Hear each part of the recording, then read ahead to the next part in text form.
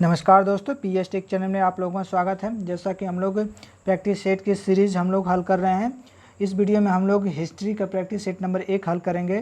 Friends, यदि आपने अभी तक हमारे चैनल को सब्सक्राइब नहीं किया तो प्लीज़ सब्सक्राइब कर लें और बेल आइकन को प्रेस कर दें। फ्रेंड्स, जैसा कि अभी मैंने एक वीडियो बनाया है टीएसटी भर्ती को लेकर। तो फ्रेंड्स, टीएसटी भर्ती आ चुकी है। ये भर्ती आर्मी स्कूल की है। फ्रेंड्स, इसमें टीएसटी, पीएसटी और प्रियॉरिटी यानी प्राथमिक की वैकेंसी है। इस बारे में अगर आपको डिटेल में जानकारी चाहिए तो आप हमारे चैनल पर विजिट करके इस भर्ती की संबंधित वीडियो देख सकते हैं। तो चलिए, इस वीडियो में हम लोग बिना देरी किए हुए हिस्ट्री का प्रैक्टिस सेट 1 हल करते हैं। तो फ्रेंड्स, इस वीडियो का पहला प्रश्न हमारा देखिए क्या है। तो पहला प्रश्न कह रहा है, मन्नी मेखलाई एवं शिला पड्डीकरम क्या है? ये संगम साहित्य की पुस्तकें हैं, या कलिंग के व्यापारिक नगर, या बौद्ध धर्म के स्रोत पुस्तकें हैं, या कर्नाटक के हिंदू मंदिर? ठीक है फ्रेंड्स, प्रश्न नंबर 1। तो प्रश्न नंबर 1 का राइट आंसर हो जाएगा फ्रेंड्स हमारा ऑप्शन ए, संगम साहित्य की ये क्या है, एक पुस्तक है। ठीक है, क्या है, पुस्तक है। और ये दोनों ही पुस्तक क्या है, ग्रंथ महाकाव्य थे। ठीक है, क्या थे, दोनों ही पुस्तक ग्रंथ महाकाव्य थे।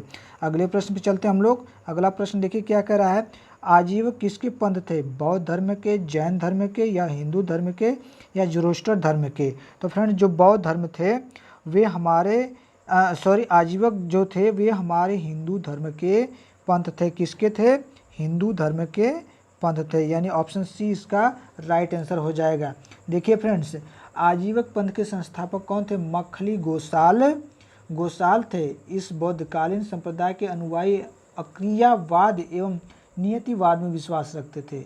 अशोक के अभिलेख भी, ठीक है, इसका उल्लेख, अशोक के अभिलेख में भी इसका क्या होता है, उल्लेख मिलता है। किसका? आजीवक संप्रदाय का। ठीक है, अगले प्रश्न पे चलते हैं हम लोग। अगला प्रश्न देखिए कह रहा है, भद्रबाहु कौन थे? बौद्ध भिक्षु, शैव मुनि, या तांत्रिक पुरोहित, या जैन भिक्षु? तो फ्रेंड्स, जो भद्रबाहु थे वे हमारे जैन भिक्षु थे। कौन थे? जैन भिक्षु थे। कौन? भद्रबाहु। अगले प्रश्न पे चलते हैं हम लोग। अगला प्रश्न देखिए क्या कह रहा है, रुम्मीदेई स्तंभ किसके शासन काल का है? अशोक, कनिष्क, समुद्रगुप्त, या मिनांडर? ठीक है फ्रेंड्स, तो इसका राइट आंसर हमारा क्या हो जाएगा, जो रुम्मीदेई स्तंभ है वे हमारे अशोक के, ठीक है, शासनकाल का क्या है, एक स्तंभ है। कौन? रुम्मीदेई, यानी ऑप्शन ए इसका राइट आंसर हो जाएगा। अगला प्रश्न देखिए क्या कह रहा है। अगला प्रश्न कह रहा है, श्रावण बेलगोला क्या है? श्रावण बेलगोला क्या है? बौद्ध धर्म ग्रंथ, शाक्त मंदिर, वैष्णव प्रथा, या जैन तीर्थ क्षेत्र? तो फ्रेंड्स, जो हमारा श्रावण बेलगोला है वह एक जैन तीर्थ क्षेत्र है। ठीक है, कौन? श्रवण बेलगोला। अगले प्रश्न पे चलते हैं हम लोग। अगला प्रश्न देखिए क्या कर रहा है, नयनार कौन थे? नयनार कौन थे? शैव धर्मावलंबी, या शाक्त, या वैष्णव धर्मी, या सूर्योपासक? तो फ्रेंड्स, जो हमारे नयनार थे वे हमारे शैव धर्मावलंबी थे। ठीक है, कौन? नयनार। ठीक है फ्रेंड्स, तो अगले प्रश्न पे चलते हैं हम लोग। देखिए अगला प्रश्न है, प्रश्न नंबर 7 क्या कह रहा है। प्रश्न नंबर 7 कह रहा है, चंद्रगुप्त मौर्य एवं खारवेल दोनों ही ने क्या किया था? कलिंग पर शासन किया था, जैन धर्म अपनाया था, या ग्रीकों से युद्ध किया था, या हिंदू मंदिर बनवाया था? प्रश्न नंबर 7। तो फ्रेंड्स, चंद्रगुप्त और खारवेल दोनों ने जैन धर्म अपनाया था। ठीक है, कौन सा धर्म? जैन धर्म, यानी ऑप्शन ए इसका राइट आंसर हो जाएगा। अगले प्रश्न पे चलते हैं हम। देखिए अगला प्रश्न देखिए क्या है, महाभाष्य किसने लिखा? फ्रेंड्स, महाभाष्य किसने लिखा था? प्रश्न नंबर 8। तो महाभाष्य कालिदास ने लिखा था, या नागार्जुन ने, या पाणिनि ने, या पतंजलि ने? तो फ्रेंड्स, जो महाभाष्य लिखे थे वे हमारे पतंजलि महोदय जी ने लिखे थे। कौन? पतंजलि, यानी ऑप्शन डी इसका राइट आंसर हो जाएगा। जो यह महाभाष्य था यह पाणिनि के प्रसिद्ध व्याकरण ग्रंथ अष्टाध्यायी की टीका के रूप में है। ठीक है, किसके? अष्टाध्यायी जो व्याकरण है, ठीक है, उसमें टीका के रूप में कौन है? महाभाष्य जो लिखा गया पतंजलि के द्वारा। तो अगले प्रश्न पे चलते हैं हम लोग। अगला प्रश्न देखिए क्या कह रहा है। अगला प्रश्न कह रहा है, जैन एवं बौद्ध धर्म के बारे में एक गलत कथन पहचानिए। आपके 4 कथन दिए गए हैं जैन और बौद्ध धर्म से संबंधित, इनमें से गलत आपको पहचानना है। ए है हमारा, दोनों कर्म में विश्वास रखते हैं, या दोनों का ही विदेशों में प्रसार हुआ, या दोनों में ही विभाजन था, या दोनों को ही हिंदू धर्म के साथ समानताएं थी। तो फ्रेंड्स इसका राइट आंसर हो जाएगा हमारा प्रश्न नंबर 9 का ऑप्शन बी, दोनों ही विदेशों में प्रसार हुआ था, दोनों का ही, किसका, जैन धर्म और बौद्ध धर्म का। ठीक है, अगले प्रश्न पे चलते हैं हम लोग। अगला प्रश्न देखिए क्या कर रहा है। अगला प्रश्न यानी प्रश्न नंबर 10 कर रहा है, कालीबंगा में किसके अवशेष मिले थे? इंडो रोमन सभ्यता या इस्लामी सभ्यता या वैदिक सभ्यता या सिंधु घाटी की सभ्यता।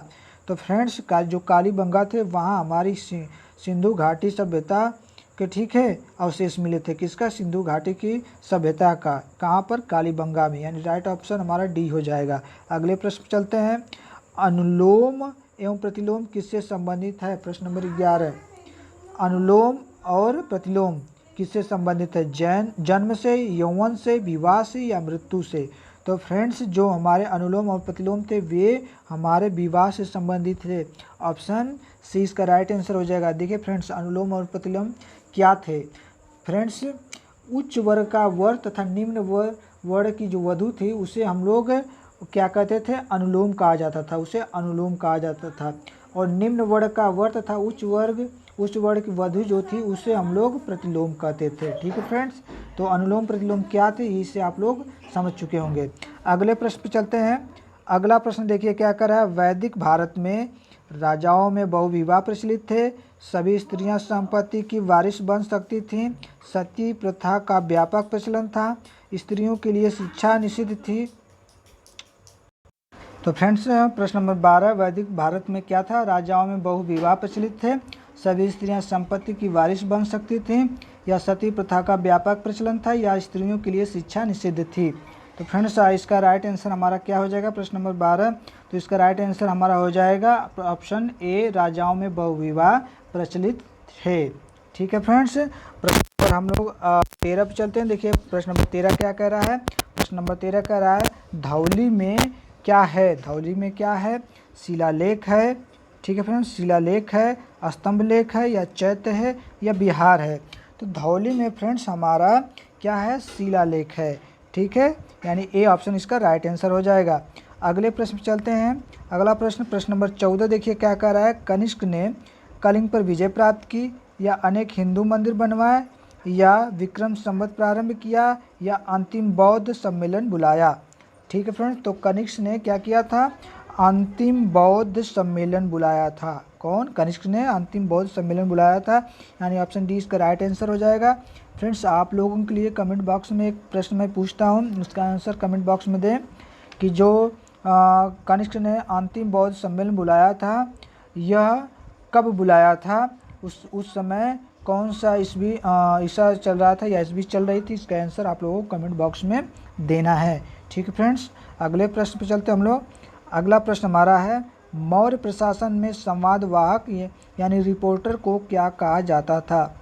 जो मौर्य प्रशासन था उस समय जो संवादवाहक थे, ठीक है, जो बातें कहते थे, बताते थे, उन्हें क्या कहा जाता था? प्रतिवेदक, राजूक, युक्त या निकाय। तो फ्रेंड्स जो मौर्य प्रशासन में संवादवाहक थे उन्हें प्रतिवेदक कहा जाता था। ठीक है, यानी ऑप्शन ए राइट आंसर हो जाएगा। अगले प्रश्न चलते हैं हम लोग। अगला प्रश्न देखिए क्या कर रहा है। प्लिनी ने किसका वर्णन किया? कनिष्क का, चंद्रगुप्त मौर्य का, या हर्ष का, या इनमें से किसी का भी नहीं। तो फ्रेंड्स इसका राइट आंसर हो जाएगा हमारा ऑप्शन डी, इनमें से किसी का भी नहीं। किसी का भी नहीं प्लिनी ने वर्णन किया था। देखिए प्लिनी ने किसका वर्णन किया था? प्लिनी ने ईसा की प्रथम शताब्दी में लिखा तथा उसका वर्णन आर्थिक भौगोलिक जानकारी से संबंध रखता है। क्यों? किसका संबंध किससे रखता है? आर्थिक भौगोलिक जानकारी से संबंध रखता है। किसका? प्लिनी का। ठीक है, अगले प्रश्न में हम लोग चलते हैं। तो अगला प्रश्न देखिए क्या कह रहा है। अगला प्रश्न कह रहा है एग्रोनोमाई किस विभाग का अधिकारी था? सेना विभाग का, या उद्योग विभाग का, या भूमि राजस्व विभाग का, या वाणिज्य विभाग का। तो फ्रेंड्स जो एग्रोनोमाई था वे हमारे भूमि राजस्व विभाग का क्या था? अधिकारी था, यानी ऑप्शन सी इसका राइट आंसर हो जाएगा। अगले प्रश्न पे चलते हैं। देखिए अगला प्रश्न कह रहा है विक्रमशिला किसके साथ तुलनीय है? यानी किसकी विक्रमशिला की किसके साथ तुलना की जाती थी? राजगिरी के साथ, नालंदा के साथ, या बोध गया के साथ, या कांची के साथ। प्रश्न नंबर 18। तो प्रश्न नंबर 18 का राइट आंसर हो जाएगा फ्रेंड्स हमारा नालंदा। क्या हो जाएगा, नालंदा। नालंदा के साथ विक्रमशिला की क्या कहते तुलना की जाती थी, यानी ऑप्शन 20 का राइट आंसर होगा। अगले प्रश्न पे चलते हैं। अगला प्रश्न कह रहा है चैत्य गुफाएं कहाँ हैं, महाबलीपुरम में, नागार्जुन कोंडा में, कार्ले में या कांची में। तो जो चैत्य गुफाएं हैं फ्रेंड्स वे हमारे कार्ले में है, यानी ऑप्शन सी इसका राइट आंसर हो जाएगा। अगले प्रश्न पे चलते हैं हम लोग। अगला प्रश्न देखिए क्या कह रहा है, द्वितीय पुलिकेशिन किसका समकालीन था, फायान का, प्लिनी का या अलबरूनिक का या वेन्सांग का। तो द्वितीय जो पुलिकेशिन था वे वेन्सांग, ठीक है, वेन्सांग का समकालीन था। फ्रेंड्स आप लोग बताएं वेन्सांग किसके शासनकाल में भारत आया था, आप लोगों को कमेंट करके इसका भी आंसर देना है, वेन्सांग किसके शासनकाल में भारत आया था। ठीक है, अगले प्रश्न पर हम लोग चलते हैं। देखिए अगला प्रश्न क्या कह रहा है, जौहर प्रथा किन में प्रचलित थी, राजपूतों में, मराठों में या सिखों में या पठानों में।